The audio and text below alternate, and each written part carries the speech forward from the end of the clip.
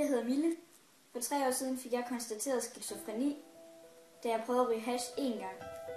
Skizofreni er en meget alvorlig psykisk sygdom i hjernen, der kan føre til hallucinationer, som jeg har. Men der er selvfølgelig rigtig mange former for skizofreni. Hallucinationer er, når man ser eller hører ting, der ikke eksisterer for andre, men kun for mig. Jeg kan høre stemmer og se syner og se monstre og kigge med her.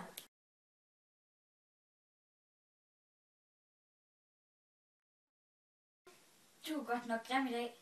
Hold kæft, hvor du lugter. Du er så klam. Du står og siger, hun er da perfekt. Jamen, hun er så sød. Hun er skøn.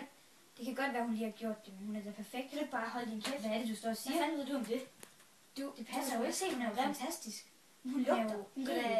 Hun er da perfekt forfærdelig. Hun er min lille engleplads. Du står og lyver.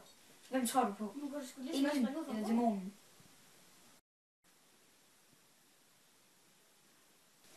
Du har ikke venner. Du er leget på motorvejen. Du er noget grim. Du er lige så godt med noget. Alle er skuffet over, der er ingen, der vil savne dig. Du er noget, der er sikker.